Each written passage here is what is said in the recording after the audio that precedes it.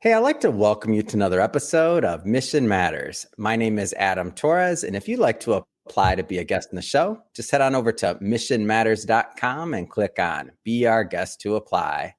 All right, so today is a very special episode. We're bringing back onto the show Kevin Campbell, who is a Chief Executive Officer over at Synity.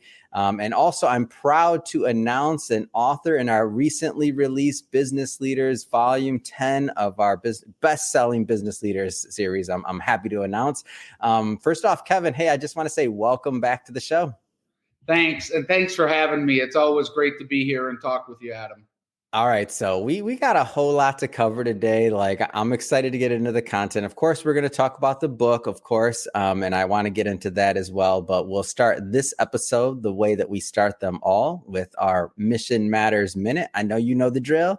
So, Kevin, we at Mission Matters, we amplify stories for entrepreneurs, executives, and experts. That's our mission. Kevin, what mission matters to you? Well, the mission that matters to me is about, making sure that data, which is really the fundamental building block of all business, the data is accurate, reliable, and trustworthy. That's the mission that matters. In addition, of course, to, being the dad of my kids and making that happen. It's great. Love bringing on mission-based individuals to share, why they do what they do, how they're doing it, and really what we can all learn from that so that we all grow together. So great having you back on. And just to kick us off and to get into this book. So Life and Business Lessons from a CEO and Dad of 7. So lots of different ways you could have approached this particular content. I found it pretty unique that you brought in, the family part and the business part. Like, tell us a little bit more about the angle and why. I've learned a lot over the years, and I'm fortunate to have a lot of great mentors. And if I could spend a minute, I'd just say, since we published the book, one of my original mentors and a role model for me, my dad, passed away during that time. And, so I dedicate what we did in the book and the chapter in the book to him because he taught me a lot of the stuff. And he always taught me about lifelong learning, right? And I'm always trying to learn, and I'm always trying to say, what have I experienced that I can learn from or that I can teach other people, right? And the most, poignant thing for my dad was at his funeral service, the pastor said, I was most impressed with your dad when he said to me, my dad was 86 at the time. He said to me, hey, pastor, you're going to have to teach me how to die because I don't know how to do that. And that just gave me goosebumps and made me think about the fact that, we're always on a journey to learn. So I'm thinking about what can I pass on to everybody else that I've learned. And I don't believe that I'm a special individual or I've got any magic formulas. But so I looked at, what have I learned as a CEO? And I said, what did having 7 kids also teach me and what the parallels are? Now, forget about the joking parallels I have that, raising young kids is just like raising a young company, right? But it really was a chance for me to bring out and try to humanize some of the lessons that we've learned along the way and try to tell the story in a way that makes sense. Well, thank you for sharing that. And of course, sorry to hear about your dad, but I am glad that you were able to honor him and to honor his legacy through this as well. So great and happy to be part of that story with you. So looking at this concept of being really, let's just say a lifelong learner. Now, just circling back to Synity for a bit, you've held a lot of roles, been at the helm of, you're at the helm of a large company. What does that mean in context to, what you do on a day-to-day at Synity? So, what I do, and it goes back to some of my lessons learned and stuff like that. So first, a big thing with me is mentors. And I talked about my dad, but I've had other mentors as we had along the way. And I recently had one of the people that works in my organization say, hey, would you be my mentor? And I always say yes to those requests. Yeah. And she said, I want to learn how to be a CEO. So this is a woman who's maybe 25, 26 that says, I want to be a CEO. And so, it's easy to say, I don't have time for that. I can't do that. I can't do anything. But what I really said, and this is where it all relates, is I am gifted to have had great mentors and still have great mentors along the way. So what's our job when we've been given gifts is to pass those gifts on to other people. And so what I say is, I can't mentor or talk to every single person, just like you're doing with with your podcasts and the books here, but I can try to impact some people and I can pass some lessons along. So at Synity, we're about, a growing company, right? That's doing stuff in data that's unique and different, but yet at the same time, right, we're trying to also teach other people how to do what we do. And so it's that concept of everything goes full circle. Yeah. And so just to kind of, and for everybody watching this, by the way, so we won't, we're not going to hit every one of these points because we do want you to pick up the book, right? I'm a publisher, I sell books, but we'll hit a couple of them, but I'll read them kind of broadly so you have a feel for the content and the context of the conversation. So, the title I already read, so Life and Business Lessons from a CEO and Data 7, and then some of the sections within that. So prioritization is critical, but balance is in the eye of the beholder. People are key to creating and sustaining success. Mentors matter, as Kevin just talked about. Have one, be one, and be sure to give back. Your toughest clients are your best clients, and then it's lonely at the top. So just to maybe kind of pick some of these apart a little bit more. So people are the key to creating and sustaining success. What do you hope your readers get from that part of the work? Well, having grown up, as I mentioned in there, as a Six Sigma person and discipline and process, I had the pleasure of working for Ray Dalio, the legendary investment. And wow. He say for me, Kevin, it's about the who. And I like the first 17 times he told that to me, I kept saying, what do you mean the who? And he said, you can put all those processes in place and you can do all that stuff, but the who is super important. And I learned from him to put back the balance on who's in the right job and do we have the people in the right job. That right on the people are there. And our objective as leaders, right? If you look at, so to speak, our mission, I would say my mission is to get people that work for me to do more than they think is possible, right? And if we do that, people did that for me. And I far exceeded the expectations of what a boy out of the Midwest, could have done and had exceeded. And my job is to empower them to be able to do that through a combination of, coaching, cajoling, and inspiring. So, again, the people are the core of the business. The people are the core, and getting them, when you have one of those moments. I had, two of my leaders presenting to a client recently, and it was one of those experiences where you're just like a dad. You're super proud, right? You're super proud and say, wow, these guys are amazing, right? And so that's why I go back to it's the people that matter, right? They're all different. Yeah. And one of the things, just kind of bringing it to present day when we talk, and I love this thought process. And even on my team, like we're a smaller company.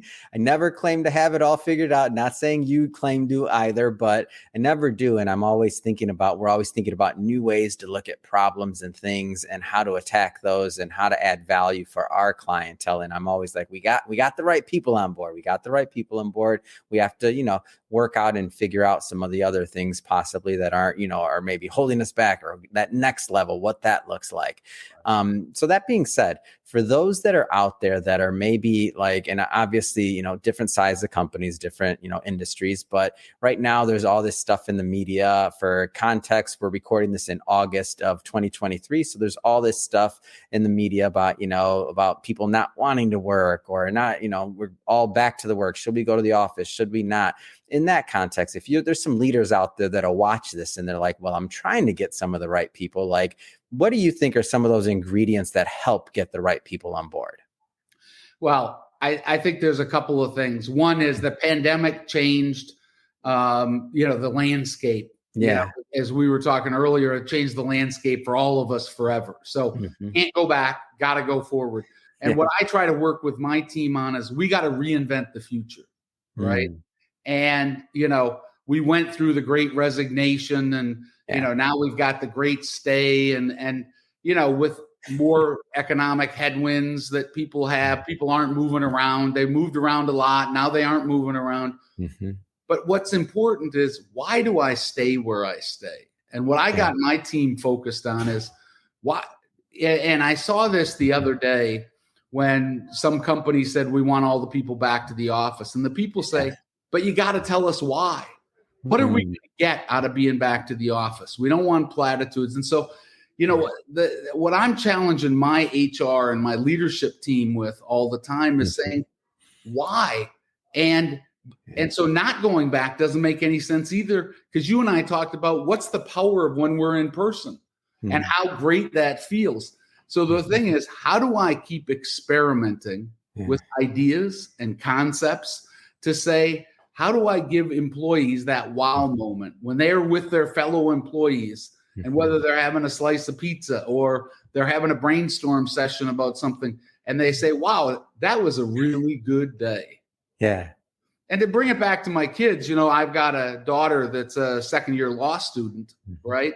And I'm, watching her. She finished her first internship and she's now interviewing for second years. Wow. And I'm listening and I get to translate and think about it from her perspective, because she's like, why do I have to go to the office, Dad?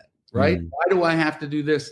And so it just gives you another filter, right, to ask the people. But in the end of the day, you got to love what you do. Yeah. Dad said to me early on, try to find something you love. Keep working until you find something, because other than sleep, you're probably going to work more than you do anything else. So if you don't love it, that's a mistake. And one of the things, as we've gotten to know each other, I had to bring up the sneakers. I had to bring them up. As we've gotten to know each other, I can see that you're not just saying these things. Like, even you're looking for moments of ways to improve culture, build on what's been built, and also just make people feel included, that their ideas are heard. So you got to say the sneaker example for me, because they're a big deal. And I'm telling you, you launched. I wanted to document this. You launched the Mission Matters sneakers, so thank you for that. You're welcome. As we were chatting a little bit before, you can see the sneaker back there. And what happened was, we were talking about, we're getting ready to do a yearly show that we do with one of our big partners, and one of our product and engineering people, she said, hey, we always do shirts or, jerseys or pullovers or something like that. I got so many, it'll last me a lifetime. If we do something else. And she said, hey, how about if we do sneakers? Yeah. And it was a great idea. Now, at first we said, oh, we can't do that. That's crazy. How can you do that? But you know what? I got some super creative people on the team and they put it together. And, we got custom made sneakers. They've got our color on it. They've got our name on it. And we wore it, for this thing. And now it's caught on, right? And it's caught on, now I'm always not afraid to wear the brand and be the brand. And, at that show, I had to fly up to New York to give a talk, and I came back and I knew we had something when 17 people in the airport on the way back, including all the TSA agents, never say anything nice to you usually. Right? Said to me, I like your sneakers. Wow. So eye-catching, right? To be able to do that. And I was with a group of CEOs, and I told you, over the course of a weekend, every one of those CEOs said to me, I like your sneakers. Wow. Right? And so it's catchy, it's different, and it makes a statement. And it started from an idea from one person that we had. And then, other people riffed off of it and figured out, what they were going to do and how we were going to make it happen. And there's some great stories that are already coming out of it. And I told you I was in Europe, and now people are saying, how do I get those sneakers? So that's how you've made the next step, when they're saying, how do you get there? And, thanks to my team, we're doing, some sales contests. And, we had an all hands meeting recently, and the question in the chat was, how do I get some of those sneakers? What do I have to do to get those sneakers? So now it becomes a thing, right? So one suggestion, and but you got to be willing to have some bad ones to be able to say, oh, that was a shitty idea, right? We'll let that one go now, right? It's great. So it's a great story, and I love you telling it because, well, first I wanted to document it, and I think it's hilarious, but I think it's a great idea. But second, like for the other leaders out there that'll watch this, it's kind of like the way I think of it is like being on the lookout, or just kind of like trying to figure out where I always feel in my organization, the next great idea is not going to come from me. Yeah. So I'm listening to the conversation, I'm listening to the chatter, I'm asking questions, and I'm just trying to listen, right? Right. I know as a leader, your job, like I said, get people to do more than they think, but try to get those ideas to be able to come up. And sometimes, it requires that you challenge people and say, that's not a good idea. Or, well, I think here's the problem with that. And that's the thing still, most of us struggle as leaders to get that right balance between tell, do, and facilitate what's going on. So, and I'm a believer you need a strong hand to be able to do that. Let's pull out another section of the book. So your toughest clients are your best clients. Now, that sounds nice. It's flowery when we're dealing with our toughest clients. Sometimes that's not the easiest thing, but like, why include this into your work and into the chapter? Because I think it's one of those things that I learned early on, right? Because I always said, growing up in consulting and building systems, right? You always say, hey, I need that perfect client. It's really great work, and they agree with everything I say, right? And I get to do whatever I want to do. And, you've also got the nightmare clients that don't agree to anything. And so you're always finding that perfect client. And it was somewhere along the way where I said to myself, you know what, if I look at the clients I've had, the ones that I thought were perfect probably weren't perfect. Yeah. And the ones that where I learned the most, I ultimately had the most fun, where we created something that was new that people still talk about 10 years later, are these ones who push your thinking. And together, right? It sounds like consulting ease, but together, that 1 + 1 equals the 3 or the 4 or the 5, right? It's that you push each other to do something. If you both could do it on your own, you don't need each other, right? And whether we're talking about mergers and acquisitions, or we're talking about, how to create, a new who's and whatcha for the company, we're trying to innovate something new. It happens when you put good minds together and they push each other. And so, again, I listed it as one of my 5 biggest lessons learned, right? During the time that we had there, that I've had, right? So far as CEO, is to say, hey, those are the clients that are super important. Yeah. And I look back. So when I was reading this and I was kind of going through, I look back into my career, because I don't know, when I'm reading a book, whether it's ours or someone else's, I tend to kind of project my life and my experiences on it to kind of like test it. I mean, that's the way I digest information. So when I was looking back on my career, like I even went back to the earlier days when I was back when I was in financial advisor and in finance, and I was like, the ones that were kind of like my thorns, like they always pushed me to get better, always. And then as I got further and further, and now even in media, things like that, like even the fact that we're doing this interview by video was based off of, some of our authors and other individuals saying, Adam, audio's good, but we want to do video. And I'm like, video's hard, video's a pain, like blah, blah, blah. But kept pushing.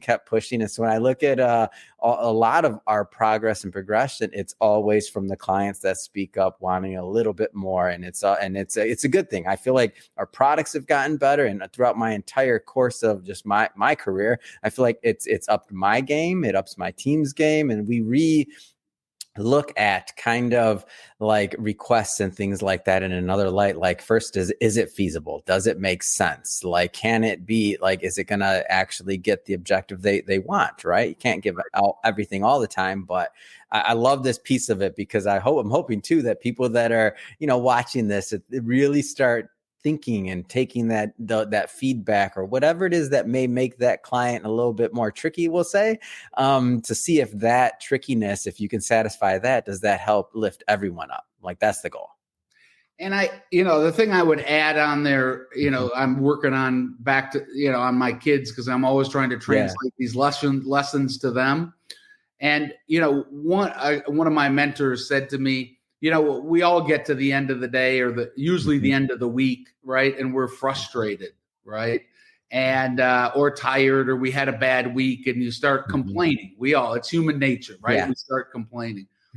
And one of my mentors said to me, listen, always when you say, I don't like this, say, I get to do this. If you feel the same way. Yeah. Right. And I think all of us don't think enough about all the things we get to do. And when I think about those toughest clients, when I complained about those toughest clients, now I get to work with those clients and that my attitude changes. Yeah. Right. So instead of that math test that I have to do, or that really tough client I'm going to talk to today, say I get to, and see if that helps you. I get to do these video interviews. Come on, Kevin. Part of this show's therapy for me. Thank you. I get to do video. Right. That's exactly right. And absolutely. It's honestly become, and all joking aside, it's actually become one of my favorite things now, is to get on these interviews and do the video. The beginning, it was a new skill set. It was something else, I had to develop and learn, but now it's my favorite part of the week. I'm like, I get to do these. So I'm thankful for that. I'm going to pull out one other section from the book here. It's lonely at the top. Like, what do you mean by this? Well, whenever I say that, people are like, wah, wah, wah, right? It's lonely. But in the end, right, I think it's one of the things that being a CEO, that not enough people, or at least for me, not enough people told you, right? Because it's a privilege, right, to be there. It's a privilege to lead your company and all the other stuff. But nobody prepares you for the fact that there's some decisions that you can ask advice from a lot of people, but you got to make it yourself. Yeah. And I saw a great clip the other day by Kirby Smart. Kirby Smart is the head coach of the two-time back-to-back world champion Georgia Bulldogs. So I got to put a little push in there for my Georgia Bulldogs. Yeah. He said, everybody talks about leadership, and there's books you can read on leadership and stuff.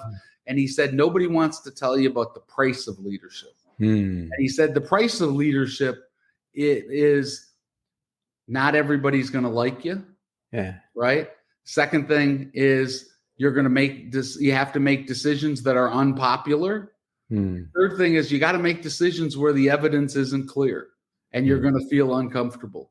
And the lonely at the top, I say, because I wish everybody would know that and acknowledge it. And I've had other CEOs say to me, thanks for saying that, right? Because I feel lonely, right? And then I talk a little bit about what are the things that I've found that are helpful to me, right?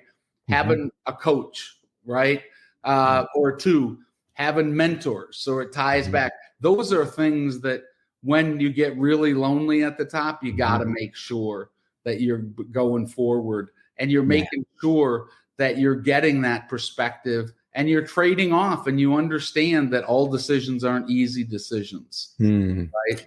But and that's why a lot of those, I didn't realize this earlier in my career, but that's why a lot of those CEO groups exist, right? Like the EOs and like the YPOs and all of the different groups, is because, those, I guess that shared those common experiences and individuals, not only to learn from each other, but to have built camaraderie and community around that, right?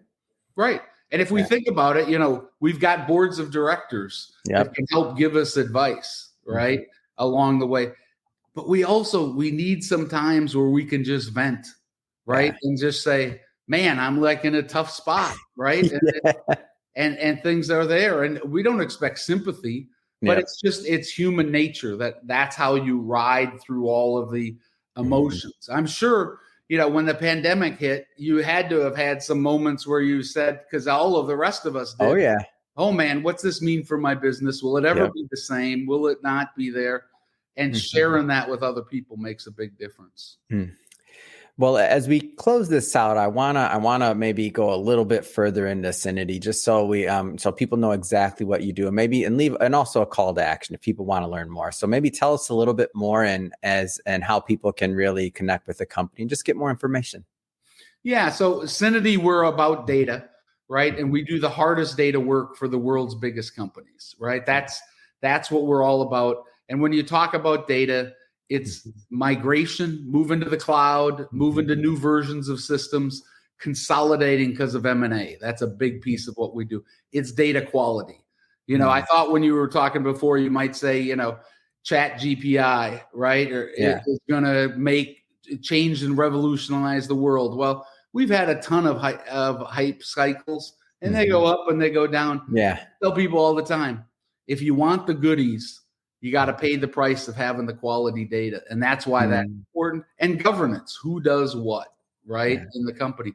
So if you have any issues, first of all, I tell people every problem's a data problem, right? So, call us and we'll talk to you about your problems and what you can do. But also, if you have big, complex, you created a data lake, which is a common term, and it turned into a data swamp, right? How do you fix that? How do you get that? And what you get with Synity is a point of view, and people it's all we do is data. A lot of people do data as part of something else, but we're a built for purpose data company, and that's what makes us unique. And you can go out to www.synity.com, right, and go look us up and look at what's there. You can also, I'm Kevin Campbell at synity.com. You can email me anytime, and I will always respond to you and get back to you about what's there. So again, things have never been more exciting for us at our company. And yes, there's headwinds in the market and there's lots of reasons to gripe, but data is more important than ever. One of my teammates says we were in data before data was cool. Yeah. And I love that, right? Because now data's cool. And so you get to hang out with the cool kids, right? Yeah. To be able to do that. So it's great. So happy to talk to anybody, happy to answer your questions. And thanks, Adam, again, for having me on. Oh man, always a pleasure, seriously, collaborating with you, and a lot of fun promoting this book. And I know we're just getting started, a whole lot more content coming out around the book, around your story, around all of our authors' stories. So excited to have you be part of this project. So again, thank you. And to the audience, as always, thank you for tuning in. Hope you got a lot of value out of this. Hope you learned a lot. I sure did. If you did, don't forget, hit that subscribe button. We have many more mission-based individuals coming up on the line, and we don't want you to miss a thing. Kevin, as always, pleasure collaborating with you, man. Can't wait till the next time we get to do this. All right. Thanks for having me. I really enjoy it, and I'm looking forward to the next time too. And, the book's a pretty good book, so it came together.